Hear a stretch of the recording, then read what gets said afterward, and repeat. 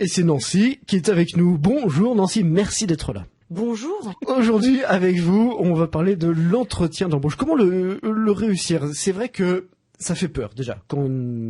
C'est un moment qu'on attend beaucoup, être reçu à un entretien d'embauche quand on a postulé, parce qu'il n'y en a pas franchement beaucoup. Maintenant, il y a des petits conseils pratiques à avoir pour être zen, calme et bien le réussir. Exactement. Allez, donc, top 5, numéro 1. Alors, le premier conseil, il est de parler calmement. Ne faites pas ressortir le stress inhérent à la situation dans votre débit de parole. Il n'est pas rare lors d'un entretien d'avoir en face de soi des mitraillettes. Donc vous allez me dire, oui, c'est normal, je suis stressée et tout.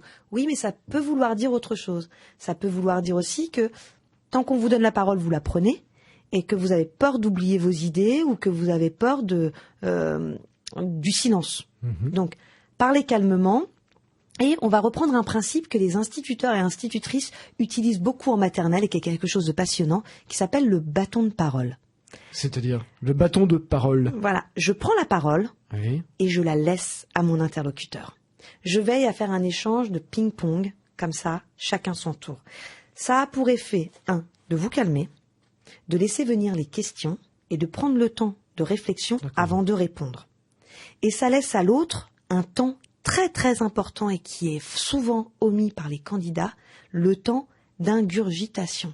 Il faut voir le nombre d'infos que vous nous donnez à la minute quand vous êtes sous stress. Et le recruteur en face, il a quand même une capacité humaine limitée. À un moment ou à un autre, forcément, quand il est en fin de journée ou quand il a déjà vu 10-12 candidats, il faut lui laisser le temps d'ingérer et de digérer ce que vous pouvez lui dire, de manière à lui aussi à réordonner le déroulement de l'entretien. On facilite son tri de l'information de ce qui Exactement, voilà. On facilite et surtout on est dans un échange. On cherche pas à parler pour convaincre. On cherche à établir un échange de manière à ce que chacun ait réponse aux questions. Vous aussi vous avez des questions. Quand est-ce que j'aurai la réponse? Combien on va me payer? Quels sont les horaires de l'entreprise? Il faut veillez à cette bonne gestion de temps de parole. Ensuite, il faut être honnête et sincère. Ça, c'est très, très, très important. Ne jouez pas, ne vous surqualifiez pas, ne dénigrez pas non plus votre ancien employeur ou votre ancienne équipe. C'est encore trop, trop, trop fréquent lors de l'entretien. Alors au début, ça arrive.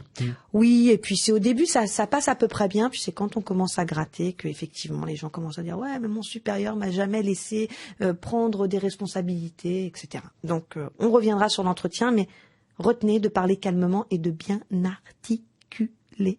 C'est important tout ça. Merci beaucoup pour ces bons conseils pratiques et puis on développera plus tard, d'accord? Exactement. Merci.